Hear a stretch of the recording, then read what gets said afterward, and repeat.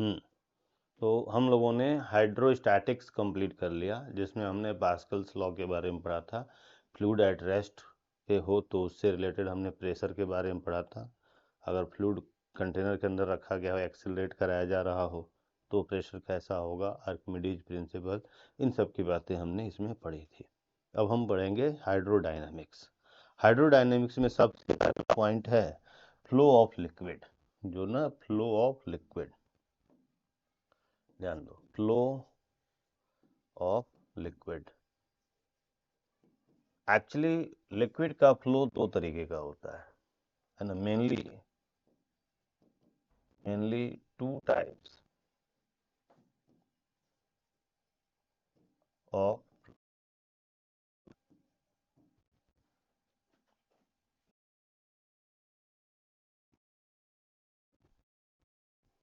तो पहला है स्ट्रीमलाइन फ्लो,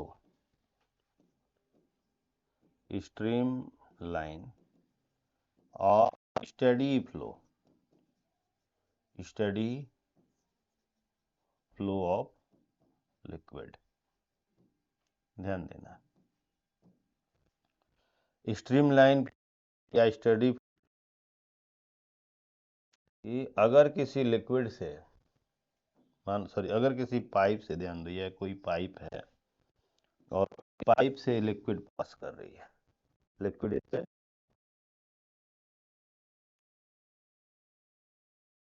एक पाथ हमने ये दिखाया, सपोज करो।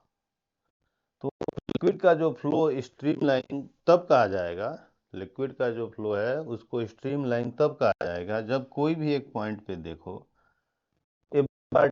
वेलोसिटी इस पॉइंट पे सेम होती हो।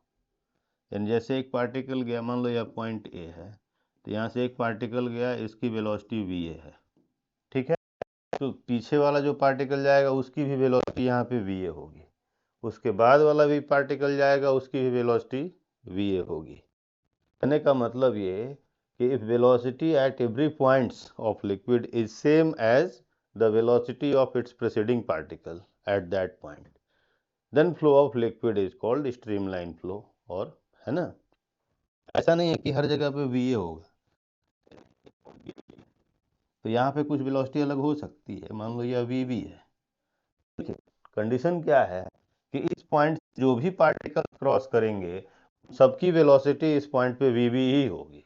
तो ऐसे फ्लो को स्ट्रीमलाइन फ्लो कहा जाता है, ठीक है।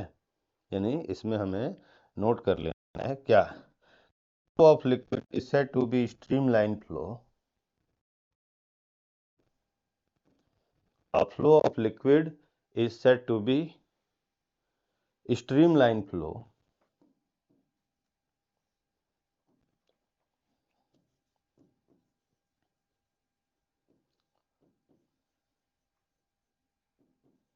through a pipe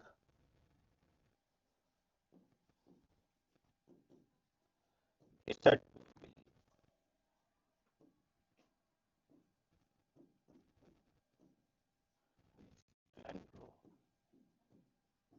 streamline flow.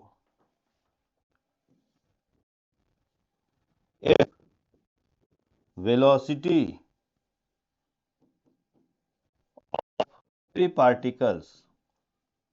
every particles of liquid at a given point is same as the velocity of particles, is same as the velocity of preceding particles।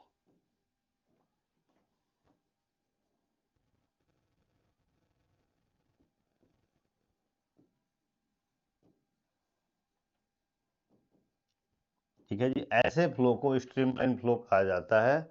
और अगर ऐसा नहीं है तो फ्लो को टर्बुलेंट फ्लो कहा जाता है। If flow is not streamline then it is turbulent flow. Turbulent flow में डिफरेंट पार्टिकल्स की जो वेलोसिटी है वह डिफरेंट होती है। किसी एक पार्टिकल पॉइंट पे देखा जाए तो सब अलग अलग वेलोसिटी से मूव कर रहे होते हैं। ठीक है जी।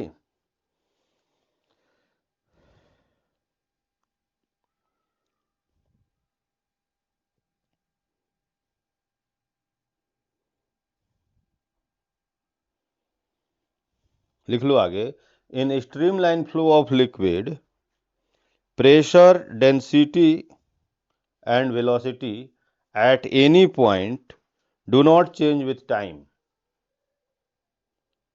Pressure, density and velocity at any point do not change with time.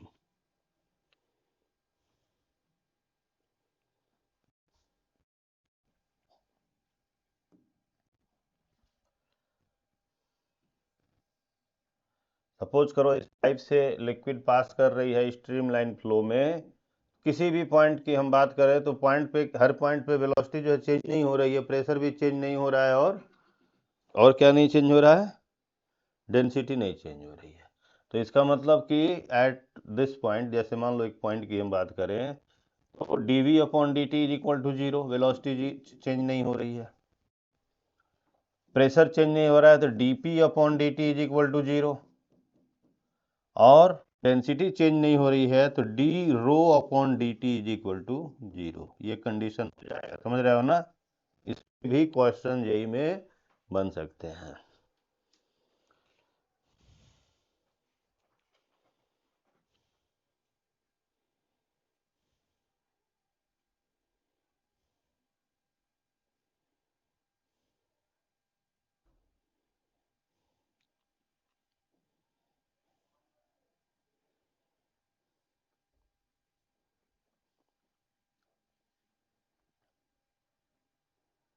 Note कर लिए, ओके।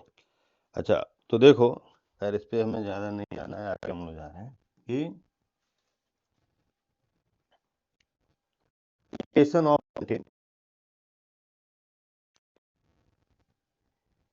Equation of continuity.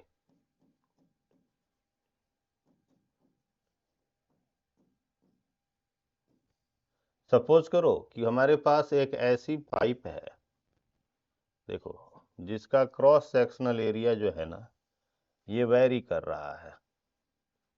ठीक है जी, इस तरह की पाइप है, यहाँ पे क्रॉस सेक्शनल एरिया मान लो A1 है और यहाँ पर क्रॉस सेक्शनल एरिया A2 है। इसमें ना लिक्विड कर रही है, स्ट्रीम हो रहा है लिक्विड का। यहाँ पर मान लो लिक्विड की वेलोसिटी है v1 की और यहाँ पर जो लिक्विड की वेलोसिटी है v2 की। तो इसमें एक कंसेप्ट हम ये कह सकते हैं कि जितना लिक्विड इस स्ट्रीमलाइन फ्लो के दौरान, जितना लिक्विड इस एंड ए पे, इस एंड का नाम ए रख दो, ए पे इंटर करेगा, उतना ही लिक्विड यहाँ बी से बाहर भी निकलेगा। तो हम लिख सकते हैं यहाँ पे कि during streamline flow of liquid through the pipe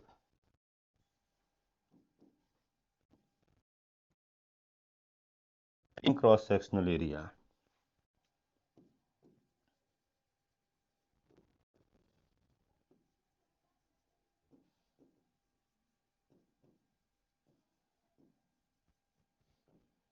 mass of liquid entering at end A, थोड़ा छोटा कर दे रहा हूँ इसको, है ना, mass of liquid entering per second at end A is equal to mass of liquid leaving per second।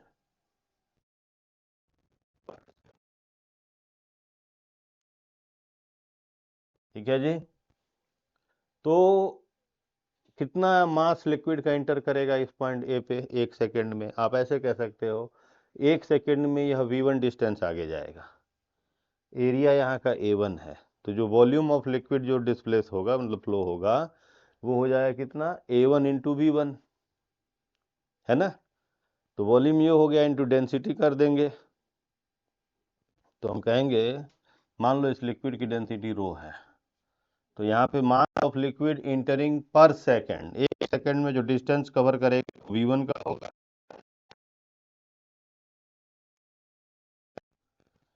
This is same as mass of liquid leaving at b per second.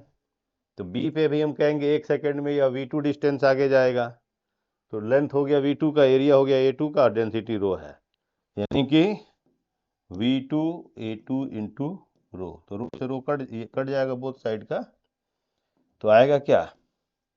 a1 v1 is equal to a2 v2, यानी मतलब क्या? Therefore लिखेंगे इसमें आगे statement में कि according to equation of continuity, therefore according to equation of continuity the product of velocity of flow during stream, ऐसे लिखो according to equation of continuity during streamline flow of a liquid through a pipe,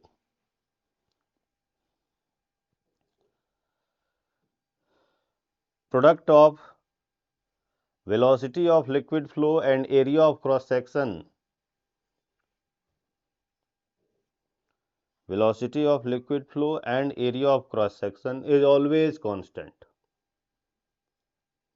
is always constant।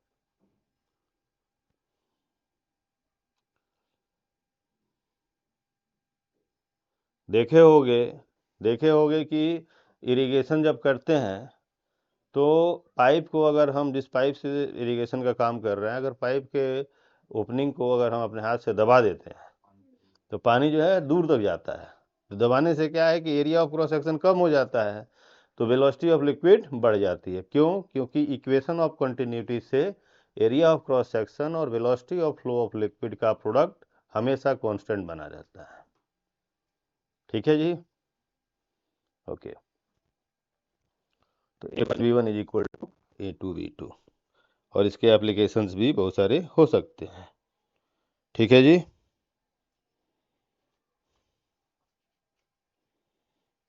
चलो अब आगे हम लोग करते हैं energy of liquid, energy of liquid. A moving liquid possesses, a moving liquid, a moving liquid may possesses 3 types of energy, 3 types of energy। कौन कौन कौन कौन कौन कौन सी एनर्जी होगी? काइनेटिक एनर्जी, पोटेंशियल एनर्जी और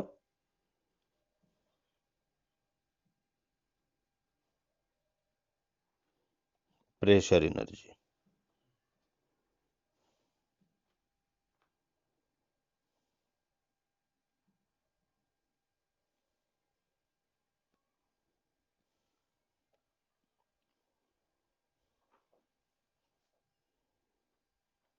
ठीक है जी, तो देखो सबसे पहले बता रहा हूँ kinetic energy.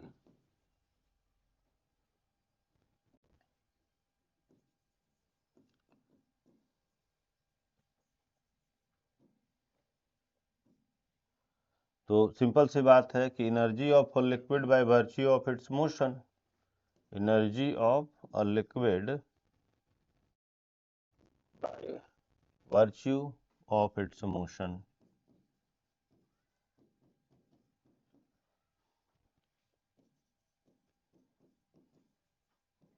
Is called kinetic energy of liquid. ठीक है जी, अगर हम ये कहते हैं m mass of liquid is moving with velocity v, then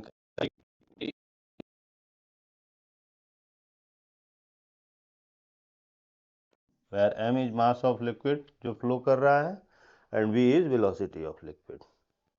ठीक है, तो इसमें एक टर्म निकाल लो, kinetic energy per unit volume. Kinetic energy per unit volume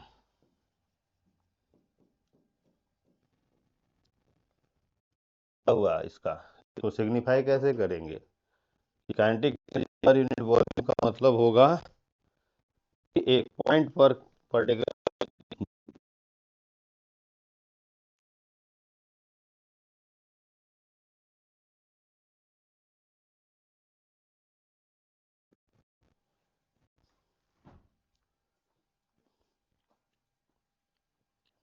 देखो, तो kinetic energy per unit volume का मतलब हुआ कि मूविंग लिक्विड के किसी पॉइंट पर क्या एनर्जी है ना।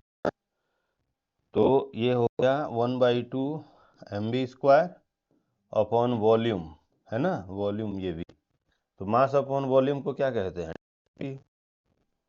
तो इसका मतलब ये हुआ कि kinetic energy per unit volume को लिख सकते हैं 1/2। ठीक है। अच्छा, वेलोसिटी हेड भी कहीं कहीं पे आता है, तो वेलोसिटी हेड मतलब क्या है, ध्यान देना। वेलोसिटी हेड का मतलब होता है kinetic energy per unit weight of liquid. इसका मतलब है क्या? Kinetic energy per unit weight, per unit weight. इसका मतलब हो गया क्या? काइनेटिक एनर्जी 1/2 mv²,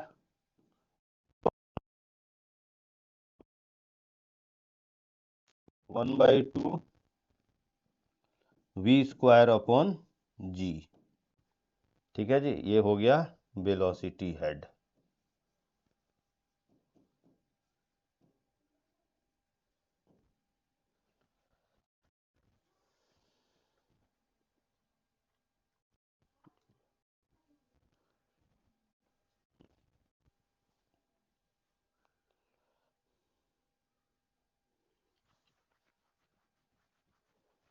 ठीक है, तो वेलोसिटी हेड के बाद से हम लोग आ जाते हैं, नेक्स्ट एनर्जी जो है वो पोटेंशियल एनर्जी। देखो, सेकेंड एनर्जी जो है वो पोटेंशियल एनर्जी।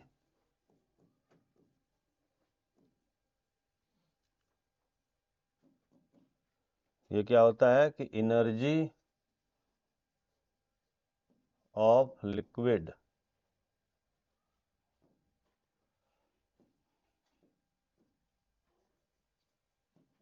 बाय वर्च्यू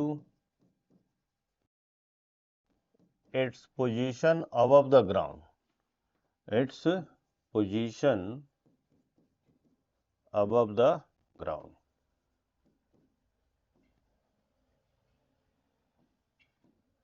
ठीक है, कोई भी अगर मान लो लिक्विड किसी हाइट पे है ग्राउंड से, तो उसके अंदर ग्रेविटेशनल पोटेंशियल एनर्जी के फॉर्म में पोटेंशियल एनर्जी होगी। तो अगर m मास का लिक्विड किसी पाइप के थ्रू कर रहा है और यह पाइप की हाइट जो है ग्राउंड से वो h की है, तो जो पोटेंशियल एनर्जी होगी इसकी PE ये जाएगी mg। ठीक है जी, पोटेंशियल एनर्जी हो जाएगी mgh। अच्छा, potential energy per unit volume, potential energy per unit volume, ये हो जाएगा क्या? mgh upon volume v। तो ये आ जाता है कि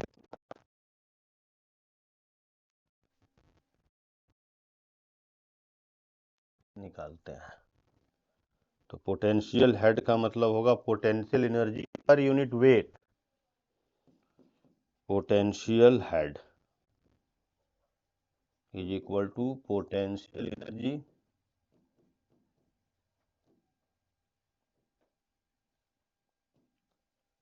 पर यूनिट वेट। ठीक है जी, यानी कि mg कट जाएगा, ये सीधे h आ जाएगा, नोट कर लो।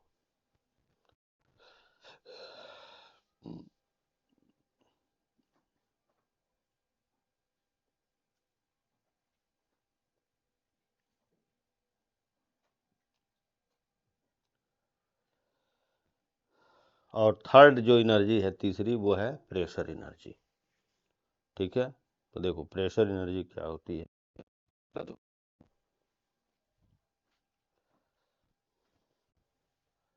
प्रेशर एनर्जी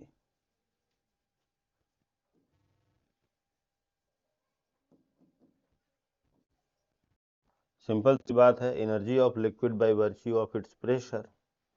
तो इसको ऐसे समझो कि एक कंटेनर, ठीक है जी, और इसके अंदर ना मूवेबल एक ऐसे है, ये कंटेनर पूरा लिक्विड से भरा हुआ है, यह कंटेनर पूरा लिक्विड से भरा हुआ है, और यहाँ पर एक मूवेबल पिस्टन है ये।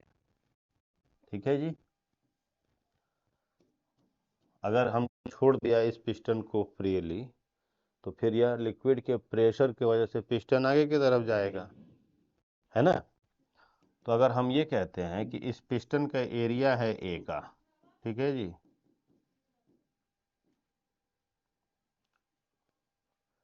पिस्टन का एरिया है ए का, और यहाँ प्रेशर है पी का, तो इस वजह से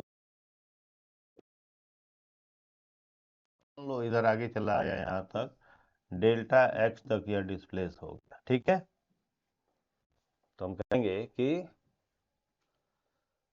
मूवेबल पिस्टन, यहाँ पे लिख रहा हूँ मूवेबल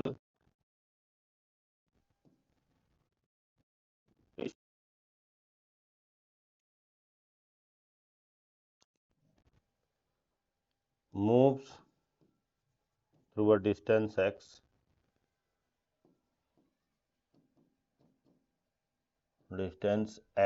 डेल्टा x लिख लो इसको,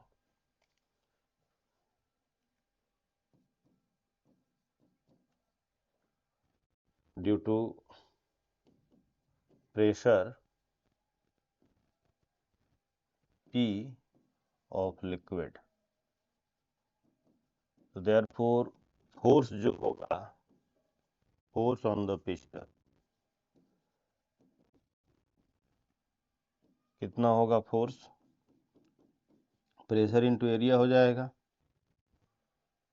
इस फोर्स की वजह से piston delta x distance move करता by pressure, work done by pressure to move the piston।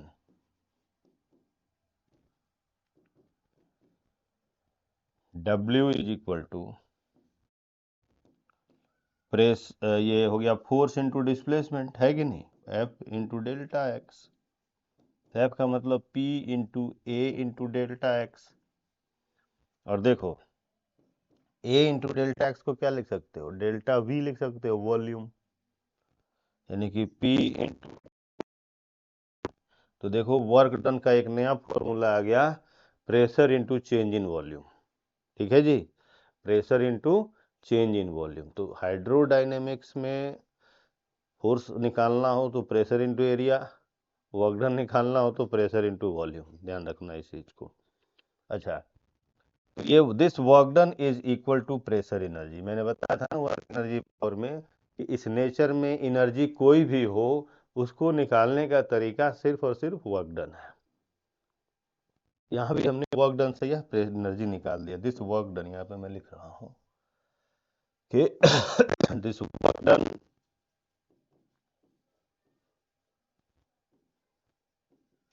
Is equal to pressure energy.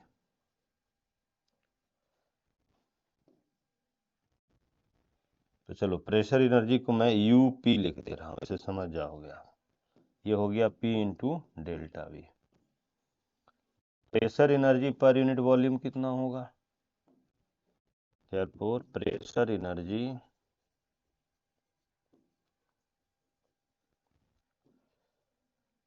Per unit volume, यह कितना होगा? This is equal to pressure G upon volume, यानी UP upon delta V. तो P into delta V, delta V cut जाएगा, तो यह simply pressure के equal आ जाएगा। ठीक है जी, प्रेशर के इक्वल आ जाएगा। और यहाँ भी हम प्रेशर हेड भी निकालते हैं कभी कभी, प्रेशर हेड, इसका मतलब है pressure energy per unit weight.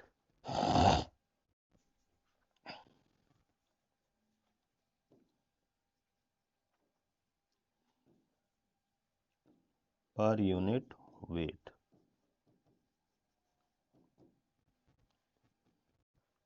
ठीक है जी, तो ये कितना आएगा प्रेशर हेड? तो हम कहेंगे कि ये हो गया P into delta we upon weight, यानी mg, है ना। P अपॉन मास को लिख सकते हैं डेल्टा वी इंटू जी, ये डेल्टा वी से डेल्टा वी कट जाएगा, तो ये आ जाएगा P प्रेशर हेड। ठीक है, नोट कर लीजिए इसको आप लोग।